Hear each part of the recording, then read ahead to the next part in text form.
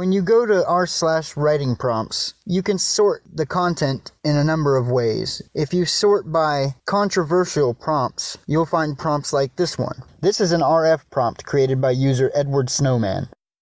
One day, while browsing Reddit, you stumble across this very writing prompt post. You give it a big orange upvote, and then something amazing happens. And here's a response by user OPmakesOC. I scrolled through the writing prompt's front page. Down, until I saw it. This post. My eyes skated over every word in the title, and I tremored with excitement. My hand shot to my mouse, almost of its own accord. The cursor slid over the screen, hovered above that fateful arrow. I slowly pushed down on the button. The click echoed ominously through the room as I downvoted this point-whoring shit. This is a story written by user __nightshaded___. What could go wrong? I naively thought to myself as I sat alone in the calm shade of night.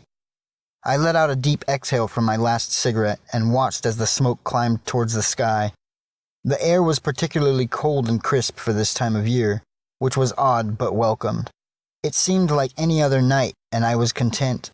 For the first few moments, the whole world felt silent and at peace as I scrolled through my smartphone. I stumbled upon a subreddit dedicated to writing prompts. Right as I upvoted this exact same post, I was greeted with a distinct yet curious aroma. Pipe tobacco. "Is anybody here?" I asked with a trembling voice. I thought I was alone. "Not just anybody, old friend. It's me." I looked over and saw him. It was actually him. I couldn't believe my eyes. "Frosty?" I asked. "Where have you been? You've been gone for so long." "I always come back, kiddo. I always do," he said with a big grin. I paused to regain my composure. Tears began trailing down my cheeks. "I've missed you."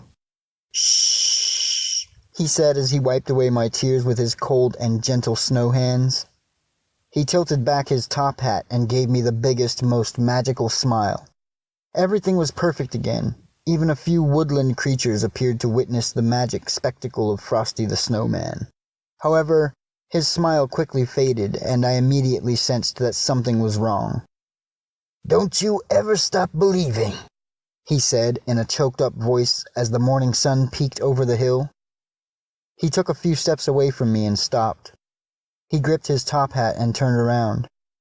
"I'll be back again someday," he said with one last breath. His corncob pipe fell to the ground, still smoking from the freshly lit tobacco. It was the peak of March, and I should have known better.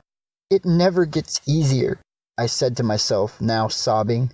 I looked at the puddle where my best friend laid and wondered, does he dream? EdwardSnowman, the creator of this post, commented right under that story saying, "This is the most beautiful story I've ever read."